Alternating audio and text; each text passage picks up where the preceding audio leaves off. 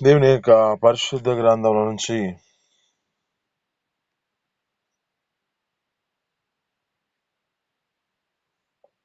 యోనా గ్రంథం 3వ అధ్యాయము 5వ వచనం కాడ నుంచి 9వ వచనం దాకా మనం చదువుదామండి.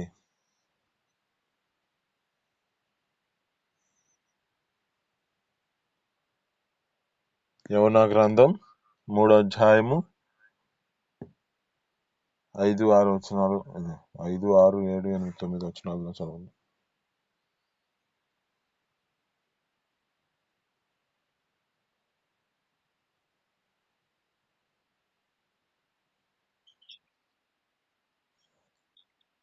అవునండి.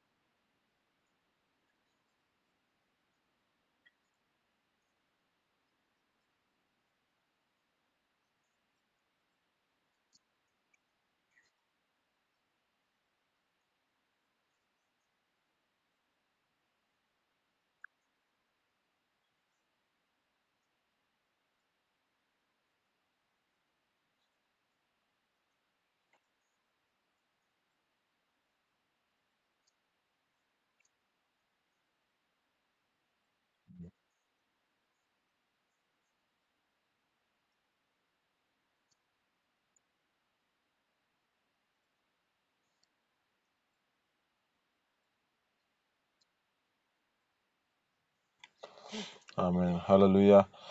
ఇక్కడ ఉన్న మాటలు చాలా జాగ్రత్తగా గమనిస్తే, ఇక్కడ ఒక మనిషి తమ జీవితాలలో ఏ విధమైన పరిస్థితుల్లోకి వెళ్తున్నాడు. ఇక్కడ మనిషి తమకు వచ్చిన సమస్యల నుంచి విడిపించబడాలంటే, సమస్యల నుంచి వారి జీవితాల్లో బయటపడాలంటే, ఈ యొక్క నినివే పట్టణంలో ఉన్న ఈ యొక్క ప్రజలు, ఈ యొక్క రాజు సింహాసనము విడిచిపెట్టి ఏ విధంగా దేవుని సన్నిధిలో ప్రార్థన చేస్తున్నారో, గోనపట్టు కట్టుకొని బూడిదలో తన జీవితంలో ఆ వ్యక్తి ప్రార్థిస్తున్నాడు కదా. ఇక్కడ అంటున్న మాటల్లో మనం చాలా జాగ్రత్తగా గమనిస్తే, మనిషి యొక్క జీవితంలో వచ్చిన సమస్యల నుంచి బయటపడాలంటే దేవుని మాటను వినాలి. ఆ దేవుని మాట ప్రకారం తమ జీవితాలు నడిపించబడాలి. ఇక్కడున్న స్థితి జ్ఞాపకం చేసుకుంటే, యోనా గారిని పంపిస్తున్నాడు ఒక ప్రాంతానికి. ఆ ప్రాంతమే నినివే పట్టణము. మరి ఆ ప్రాంతానికి వెళ్లకుండా ఇంకొక పట్టణానికి వెళ్ళాడు ఈ యొక్క వ్యక్తి. మరి వెళ్ళిన దాన్ని బట్టి సమస్య వచ్చి తన జీవితంలో బాధకరమైన పరిస్థితిలో ఉన్నప్పుడు ఆ దేవుని మాట గుర్తు దేవుని సన్నిధిలో మొరపెట్టినది, ఆ మొరను కాబట్టి దేవుని సన్నిధిలో ఆ యొక్క వ్యక్తి సమస్య నుంచి విడిపించాడు. ఆ విడిపించిన దాన్ని బట్టి పోయి ప్రకటన చేశాడు, ఈ పట్టణము రానున్న దినాలలో దుర్గతి పట్టింది, దీన్ని నాశనం చేయబోతున్నాడు దేవుడు అని చెప్పి ప్రకటన చేశాడు ఈ యొక్క యోనా గారు. ఈ ప్రకటన ఉన్న వారి యొక్క జీవితాలలో దేవుని యొక్క మాట ప్రకారం దాని జీవితాల్లో అంగీకరించి తమ స్థితిని బట్టి దేవుని ఎదుట తమ యొక్క జీవితాలను అప్పగించుకుంటున్నారు. అయితే ఈ దినము నీతో మాట్లాడుతున్న మాట ఏమిటంటే, ఆ దేవుని యొక్క మాట వినాలి. అయితే ఈ మాట ఎలా వినాలి? మాటలో శ్రద్ధగా, జాగ్రత్తగా వినాలి వీటి మాటను. ఇక్కడ దేవుని మాటను వినే స్థితిలో నీ జీవితంలో జాగ్రత్తగా వింటున్నావా, లేక దానిని విడిచిపెట్టిన పరిస్థితి కనబడుతుందా? ఇక్కడ యోనా గారు చేసిన పొరపాటు అదే. జాగ్రత్తగా వినకుండా తన జీవితంలో ఇష్టానుసారంగా నడిపించబడ్డాడు. దాని ప్రతిఫలము అపాయకరమైన పరిస్థితి. కానీ దేవుడు తన జీవితంలో ఏ విధమైన స్థితిని బట్టి ఆకున్న సమస్య నుంచి విడిపించాడు. ఎందుకు విడిపించాడు అంటే, ఇతడు దేవుని సన్నిధిలో తన జీవితంలో ప్రార్థించాడు. శ్రద్ధగా తన జీవితంలో నడిపించబడ్డాడు. అక్కడ జాగ్రత్తగా తన జీవితంలో ఆ దేవుడిని ఎతికాడు.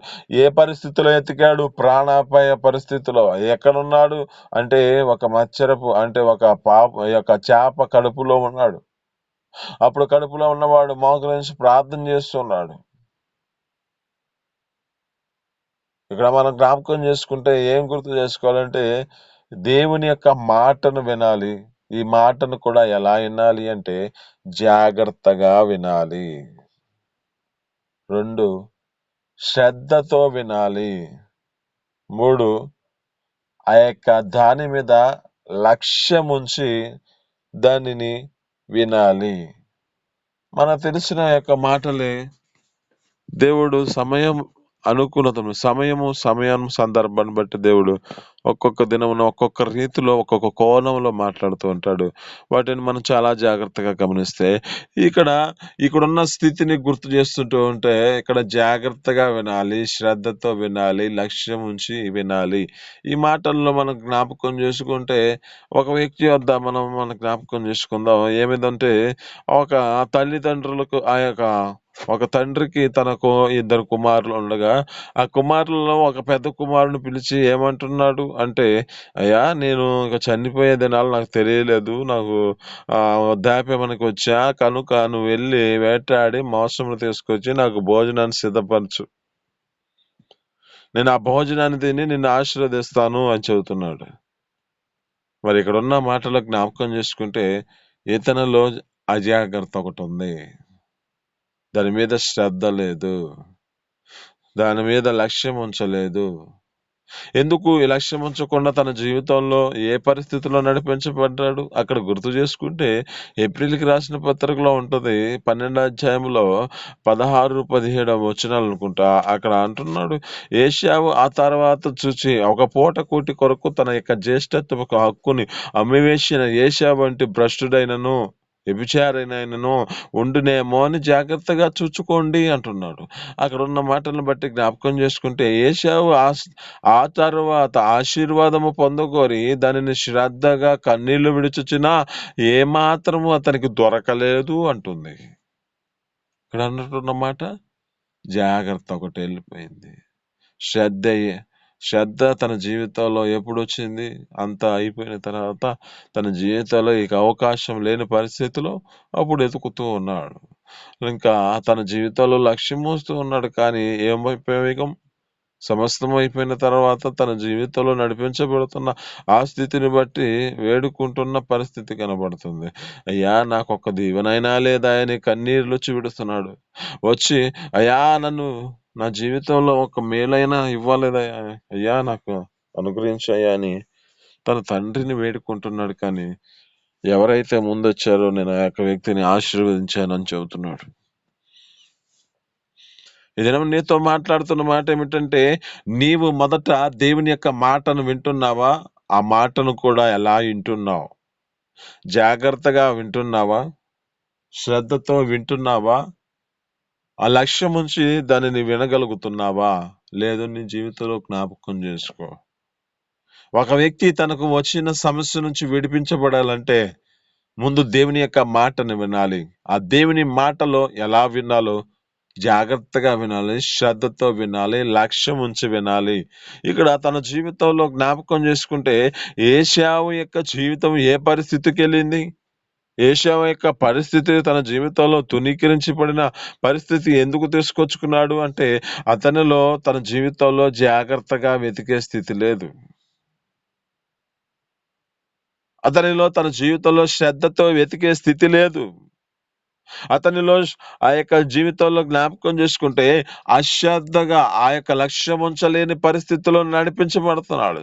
ఏపు గ్రంథంలో ఒక మాట ఉంటుంది, 8వ అధ్యాయంలో 5వ వచనం అనుకుంటా, 7వ వచనం అనుకుంటా. అక్కడ ఏమంటాడంటే, నీవు జాగ్రత్తగా దేవునిని ఎతికిన యెడల, ఆ సర్వశక్తిని యొక్క దేవునిని బ్రతికిమాలుకొని యెడల ఆయన నీ యందు శ్రద్ధ నిలిపి నువ్వు యథార్థవంతుడివై, నువ్వు పవిత్రుడివై ఉండిన యెడల ఆయన యందు శ్రద్ధ నిలిపి నీకు నీ యొక్క నీతికి తగినట్లుగా నివాస స్థలము వర్ధిల్ల చేస్తానంటున్నాడు. ఆమేన్. హల్లెలూయా. అంటే మొదట జాగ్రత్తగా దానిని ఎతకాలి. జాగ్రత్తగా వెతకాలి. దాన్ని శ్రద్ధతో తన జీవితంలో దానిని నిలబెట్టుకోవాలి. దాని యందు నిరీక్షణతో నిలబడాలి. అప్పుడు నీ జీవితంలో నీ నీతికి తగినట్లుగా నీకున్న ప్రాంతము, నీకున్న ప్రదేశము శ్రద్ధతో నీ జీవితంలో దానిని నీవు నడిపించగలుగుతావు. ఆ దీవెనకరమైన స్థితిలోంచి ఆ మేలుకరమైన జీవితంలో నీకు అనుగ్రహించబడతాయి. ఇక్కడ వీరు చేసిన అదే స్థితి గదా! దేవుని మాటను విని తమ జీవితాలలో దేవుని యొక్క సన్నిధిలో ఒక రాజు సైతమే అక్కడున్న సింహాసనాన్ని విడిచిపెట్టి ఒక గోనెపట్ట కట్టుకొని ఆ బూడిదలో తన జీవితంలో ప్రార్థిస్తున్న వాడికి ఉపవాసం దినము చాటిస్తున్నాడు. అక్కడ ఏమి తినొద్దని. పశువులు సైతము నీళ్లు గూడా అవసరం లేదని, మేత గూడా అవసరం లేదని చెప్పి గట్టిగా ఉపవాసం ఉన్నారు వాళ్ళు. ఉపవాసం ఉన్న దాన్ని బట్టి దేవుడు తనకు చేయవలసిన కీడును చేయకుండా వారి జీవితాలలో ప్రత్యాపపడి హృదయాన్ని మార్చుకొని ఆ యొక్క వ్యక్తులను బ్రతికించాడు. వారు జీవము కలిగిన వారిగా మార్చబడ్డారు. ఆమేన్. హల్లెలూయా. ఈ దినం నీతో మాట్లాడుతున్న మాట ఒక అంశం ఏమిటంటే, దేవుని మాటను వింటున్నావా? ఆ దేవుని మాటను నువ్వు శ్రద్ధగా ఆలకిస్తున్నావా? ఈ దినములో నువ్వు దేవుని సన్నిధిలోనికి వెళ్తున్నావు, దేవుని యొక్క మందిరానికి వెళ్తున్నావు. ఆ దేవుని యొక్క మందిరంలో నువ్వు శ్రద్ధగా ఆ దేవుని యొక్క సన్నిధిలో నిలబడి సేవకులు బోధిస్తున్న మాటలను ఆలకించగలిగి వాటిని అనుసరించగలుగుతున్నావా, లేక వాటిని విడిచిపెడుతున్న పరిస్థితియా? ఇదేమో నీతో మాట్లాడుతున్న మాటలు. నీ జీవితంలో ఏ విధమైన పరిస్థితిలో నడిపించబడుతున్నావో, నువ్వు ఏ విధమైన జీవితాన్ని నడిపించుకుంటున్నావో, ఆ దేవుని మాటలను నిర్లక్ష్యపరుచుకుంటున్న పరిస్థితి కనబడుతుందేమో. ఏసేపు వలె నీ జీవితం ఉన్నదో ఒకసారి గుర్తు చేసుకో. ఏసేపు తన జీవితంలో ఆశీర్వాదం పొందగోరి తన జీవితంలో శ్రద్ధగా కన్నీళ్లు విడుచుచు శ్రద్ధగా వెతికినా ఏ మాత్రము తన జీవితంలో ఇంకా అవకాశం లేదు.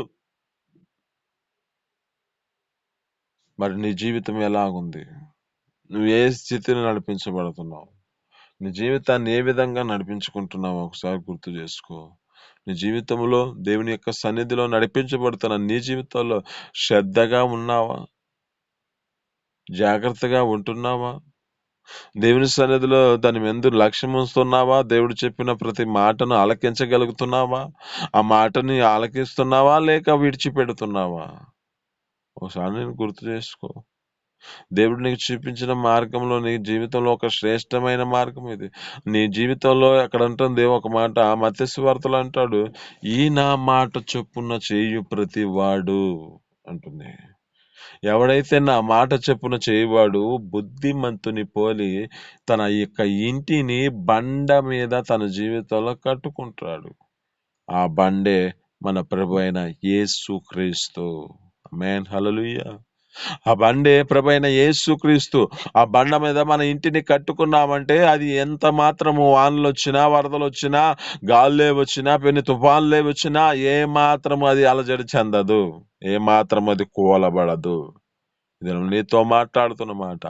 దేవుని యొక్క సన్నిధిలో ఆయన మాటని ఆలకించి వాటి ప్రకారముగా నీవు నడిపించగలిగితే నీ జీవితంలో ఒక బుద్ధిమంతుడుగా మార్చబడతావు. ఆ దేవుని యొక్క సన్నిధిలో ఆ విధమైన స్థితిలో నడిపించబడ్డావంటే నీ జీవితంలో ఆ బండ మీద ఇంటిని కట్టుకుంటే నీ జీవితంలో ఎలాంటి వాటికి నీ జీవితంలో భయపడే అవకాశం లేదు. భయపడాల్సిన అవసరం లేదు. ఆ దేవుని ఎదుట నీ జీవితంలో ఆ విధమైన స్థితిలో నడిపించగలిగితే ఆ క్రీస్తు అనే బండ మీద నీ ఇంటిని కట్టుకుంటే, ఆ క్రీస్తు అనే బండ మీద నీ పునాదిని వేసుకుంటే, ఆ క్రీస్తు అనే పేరు మీద నీ జీవితము నడిపించగలిగితే దేవుడు ప్రతి విషయాల్లో నిన్ను బలపరిచి ఆయన సన్నిధిలో నిలబెట్టుకుంటాడు. ఆమేన్. హల్లెలూయా. కనుక నీ జీవితంలో శ్రద్ధగా వెతుకుతున్నావా, లేకపోతే అశ్రద్ధ ఉందా నీ జీవితంలో? ఇర్మీయా గ్రంథం 48వ అధ్యాయము 10వ వచనంలో అంటాడు, యెహోవా కార్యము అశ్రద్ధ చేయవాడు శాపగ్రస్తుడు అంటుంది. నీ జీవితంలో నువ్వు చేసే మంచి పని దేవుని కార్యము. నువ్వు నీ జీవితంలో నీతిలో అనుసరిస్తే ఆయన చిత్తమై ఉన్నది. నీవు దేవుని యొక్క సన్నిధిలో జీవితంలో నీ పరిశుద్ధతను కాపాడుకున్నావంటే ఆయన చిత్తమై ఉన్నది. ఆయన చిత్తం ప్రకారం నీ జీవితంలో నడిపించగలిగితే ఆయన నీ పట్ల చేయవలసిన మేలులన్నిటినీ అనుగ్రహించగలుగుతాడు. ఆయన యందు నీ జీవితంలో శ్రద్ధ నిలుపుతున్నావా? ఆయన చెప్పిన మాట ప్రకారం నువ్వు జీవించగలుగుతున్నావా? ఆయన చెప్పిన మాట ప్రకారం నీ జీవితంలో శ్రద్ధగా దానిని ఆలకిస్తూ నడిపించబడుతున్నావా? నువ్వు జాగ్రత్తగా దానిని అనుసరించగలిగే స్థితిలో నీ జీవితం నడిపించబడుతుందా? లేక నీ జీవితంలో వాటిని విడిచిపెట్టి పరిస్థితి కనబడుతుందా? దినము నీతో మాట్లాడుతున్న మాట ప్రత్యేకమైన మాటలు. ఇక్కడ జ్ఞాపకం చేసుకుంటే దేవుని యొక్క సన్నిధిలో మీతో ఇంకా మాటలు చెప్పాలని ఆలోచన ఉంది. ఈ యొక్క మాటలను రేపు దినమున మనం ప్రకటన చేసుకుందాం. ఇంకా నన్ను దేవుడు కృప చూపించినట్లుగా, దేవుడు గొప్ప అద్భుతాలను జరిగించినట్లుగా ఒక విషయాన్ని గుర్తు చేసి నేను ఈ మాటలు మీకు ముగిస్తాను. ఒకటి, మన జీవితంలో ఏం కలిగి ఉండాలంటే మొదట దేవుని యొక్క మాటను మనం వినాలి. ఆ దేవుని మాట ప్రకారం మన జీవితాలు నడిపించుకోబడాలి. అయితే దేవుని మాట ఎలా వినాలి అంటే, ఒకటి జాగ్రత్తగా వినాలి, 2 శ్రద్ధతో వినాలి, 3 లక్ష్యం ఉంచి వినాలి అంటుంది. రెండవదిగా జ్ఞాపకం చేసుకుంటే ఇక్కడ ఉన్న యోనా గ్రంథంలోని 3వ అధ్యాయంలోనే అక్కడ 6వ వచనంలో ఉంటుంది. ఏమంటుంది అంటే, ఒక విశ్వాసముతో దేవుని ఎదుట వారు కొనసాగించబడుతున్న పరిస్థితి.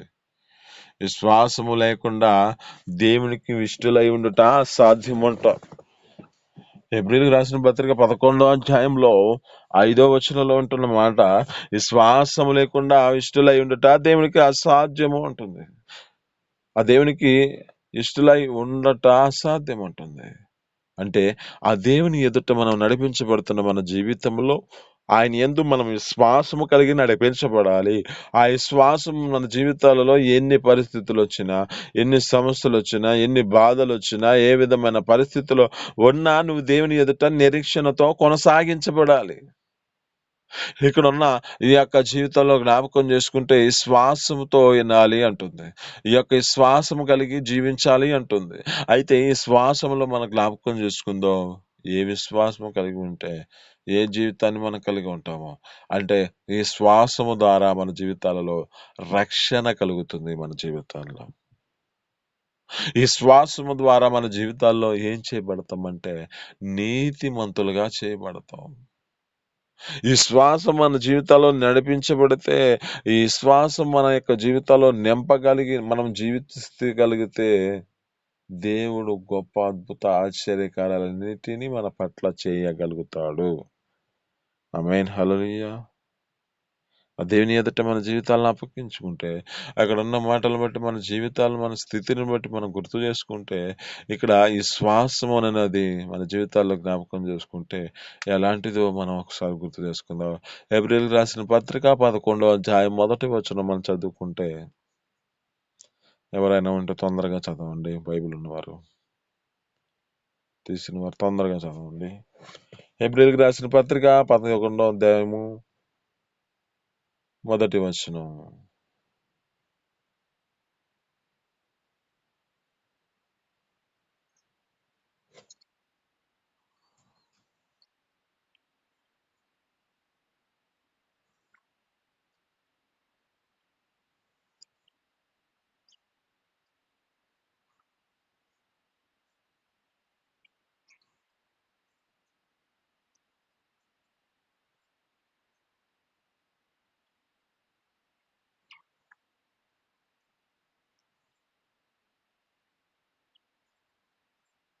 ఎక్కడ చదువుతున్నారు?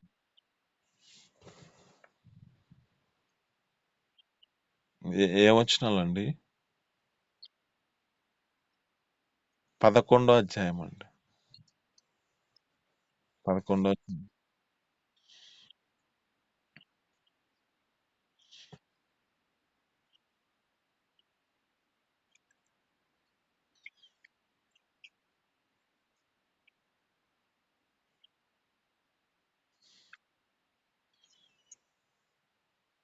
చాలా చాలండి. ఇక్కడ అంటున్న మాటలు జ్ఞాపకం చేసుకుంటే, ఈ శ్వాసం అనున్నది ఏమై ఉన్నది? అదృశ్యమైన వాటిని రుజువై ఉన్నది అంటుంది. అంటే ఈ శ్వాసం అనున్నది లేనిది ఉన్నట్లుగా అది మన జీవితాలలో దానిని నమ్మాలి. ఇప్పుడు మన విశ్వాసం ఎలాంటిది అంటే, మన ప్రభు అయిన యేసుక్రీస్తు మన కోసం రక్తాన్ని గార్చాడు. దానిని నమ్ముతున్నావా? నమ్ముతున్నాం. అయితే ఇక్కడ దేవుని యొక్క సన్నిధిలో మన జీవితాల్లో విశ్వాసము అనేది ఏమిటంటే, మన జీవితాలలో కనిపించకుండా ఉన్నదానిని మనము మన యొక్క జీవితాలలో అది మనం పొందుకుంటున్నామని మనం నమ్మి కలిగి జీవించాలి. ఇప్పుడు ఏదైనా మన జీవితాల్లో ఒక బాధాకరమైన పరిస్థితిలో ఉన్నామో, ఆ పరిస్థితి నుంచి మన జీవితాలలో ఏ విధమైన స్థితిని బట్టి దేవుడు నన్ను రక్షిస్తాడు, ఈ విధమైన సమస్య నుంచి నన్ను రక్షిస్తాడు, ఈ విధమైన అప్పుల నుంచి విడిపిస్తాడు, ఈ విధమైన రోగం నుంచి నన్ను విడిపిస్తాడు అని నువ్వు నమ్మగలిగి దేవుని ఎదుట నిరీక్షణ కలిగి ఉన్నదే ఈ ఈ శ్వాసము. అయితే ఈ శ్వాసము నువ్వు దేవుని సన్నిధిలో నడిపించబడుతూ ఉంటే, ఈ శ్వాసముతో నువ్వు దేవుని సన్నిధిలో కొనసాగించబడితే, ఈ శ్వాసము ద్వారా నీ జీవితంలో నీకు రక్షణ వస్తుంది.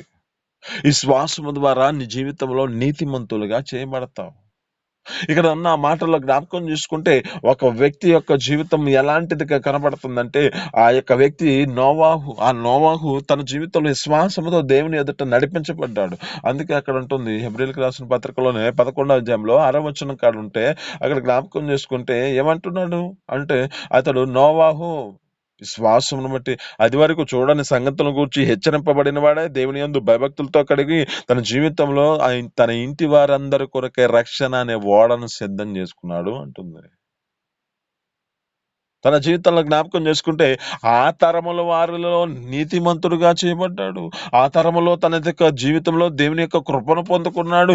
ఏ విధంగా ఈ కృపను పొందుకున్నాడు అంటే, తన జీవితంలో దేవుని ఎదుట విశ్వాసముతో కొనసాగించబడ్డాడు కనుక, ఆ దేవుడు చెప్పిన మాట ప్రకారం తన జీవితంలో నడిపించబడ్డాడు కనుక, ఆ దేవుని యందు భయభక్తులతో నడిపించబడ్డాడు కనుకనే తన జీవితంలో గొప్ప కార్యం జరిగించబడ్డాయి. తన ఇంటి వారిని రక్షించుకున్నాడు. తనకు కలిగిన అక్కడున్న వాటిలో కొన్ని జీవులను ఆ యొక్క వ్యక్తి బ్రతికించాడు.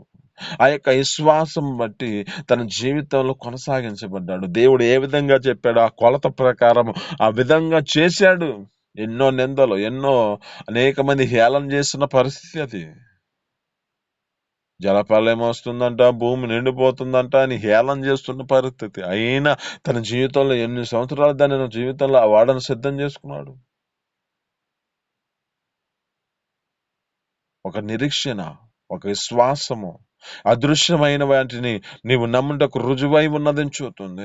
వాటిని నువ్వు నమ్మాలి. నీ జీవితంలో అవి నువ్వు పొందుకుంటావని నువ్వు ఒక నిరీక్షణతో కొనసాగించబడేది ఈ శ్వాసము. ఈ శ్వాసములో నువ్వు నిలకడగా ఉంటే నీ జీవితంలో రక్షణ కలుగుతుంది. ఉచితంగా నీ జీవితంలో నీతిమంతులుగా చేయగలిగిన దేవుడు మన ప్రభువైన యేసుక్రీస్తు. కనుక నీ జీవితంలో ఈ యొక్క 2 మాటలు మీకు గుర్తు చేసుకోండి. ఒక వ్యక్తి తనకు వచ్చిన సమస్య నుంచి బయటపడాలంటే, ఒక వ్యక్తి తనకున్న ప్రతి ఒక్క బాధ నుంచి విడిపించబడాలంటే, ఒకటి దేవుని యొక్క మాటను వినాలి. ఆ దేవుని యొక్క మాటను ఎలా వినాలి అంటే శ్రద్ధగా, జాగ్రత్తగా వినాలి. దాని యందు లక్ష్యం ఉంచాలి. లక్ష్యం ఉంచి వినాలి. 2 మన జీవితాల్లో విశ్వాసం కలిగి ఉండాలి. ఆ విశ్వాసములో నీ జీవితం ఎలా ఉండాలంటే, ఆ దేవుని యొక్క సన్నిధిలో ఈ శ్వాసము నువ్వు నిలబడగలిగితే నీ జీవితంలో రక్షణ కలుగుతుంది. విశ్వాసమందు నువ్వు జీవితంలో నడిపించబడితే నీతిమంతులుగా చేయబడతా ఉంటుంది. కనుక ఈ మాటలు మీ వినికిడిలో దీవించి ఫలించునుగాక. చిన్ని ప్రార్థన. పరిశుద్ధ జీవాధిపతి ఆశ్చర్యకరుడ మహోన్నతుడా నీకు స్తోత్రాలు. మీ అపారమైన ప్రేమ చేత ఈ యొక్క ఉదయకాలంలో నా తండ్రి, ప్రత్యేకమైన తండ్రి అయ్యా నా తండ్రి, ఈ దినములలో మా జీవితాల్లో మీరు మాట్లాడిన మాటలు బట్టి నీ స్తోత్రాలు తండ్రి. అయ్యా నా తండ్రి 2 మాటలు మాతో మాట్లాడారు నా తండ్రి. ఆ 2 మాటలలో నా తండ్రి దాగి ఉన్న నా తండ్రి ఒక 5 మాటలు మీరు గుర్తు చేశారు నా తండ్రి. అందుని బట్టి నీకు స్తోత్రాలు. అక్కడ మా జీవితాల్లో మేము నడిపించబడినట్లుగా కృప చూపించండి. అయ్యా నీ మాటను మేము వినేవాళ్ళుగా, అయ్యా నీ మాట ప్రకారంగా మా జీవితాల నుంచి అయ్యా నా తండ్రి జాగ్రత్తగా, శ్రద్ధగా, అయ్యా లక్ష్యం ఉంచి దానిని వినే కృపను మాకు దయచేసి మీ సన్నిధిలో సహాయం చేయండి. అయ్యా నీ అందు విశ్వాసం ఉంచాలి కనుక నా తండ్రి కృప చూపించండి. చూపించండి. ఆ విశ్వాసములో నా తండ్రి అయ్యా నా తండ్రి అదృశ్యమైనవి నా తండ్రి రుజువై ఉన్నవాని అయ్యా మా జీవితంలో నమ్మునట్లుగా నా తండ్రి లేనిదిగా ఉన్నదిగా మన తండ్రి మేము భావించుకున్నట్లుగా మా జీవితాల్లో ఏ పరిస్థితుల్లో ఉన్నా నా తండ్రి మా యొక్క జీవితంలో అయ్యా నీ యందు నీ శ్వాసంతో మేము కొనసాగించబడి అయ్యా మా జీవితాల్లో ఉన్న సమస్యల నుంచి విడిపించగలిగిన దేవుడు నువ్వే అని నీ యందు మా జీవితాలు నిరీక్షణతో కొనసాగించబడే అలాగే మా యొక్క సమస్యలు అప్పుల నుంచి విడిపించుటకై అయ్యా ప్రతి ఒక్క రోగం నుంచి విడిపించడానికై అయ్యా నా తండ్రి మీరే గొప్ప కార్యం జరిగించగలిగిన దేవుడు అని ఈ యందు ఈ శ్వాసంతో మేము కొనసాగించే కృపను దయచేయండి. ఈ శ్వాసం ద్వారా రక్షణ కలుగుతుంది అంటున్నాం. విశ్వసించుట వలన తండ్రి నీతిమంతులుగా చేయబడతారంటున్నాం. అటు కృపను మా జీవితంలో నుంచి మీ సన్నిధిలో పరిశుద్ధపరచుకొని నీకు మహిమ తెచ్చుకోమని అయ్యా నీ యొక్క నిత్య రాజ్యానికి ఆ యొక్క పరలోక రాజ్యానికి మేము ప్రవేశించినట్లుగా హక్కుదారులుగా మా జీవితాలను అయ్యా నా తండ్రి ఉంచమని యేసు పరిశుద్ధ నామమున పొందుకొని జీవిస్తున్నాం తండ్రి. ఆమేన్.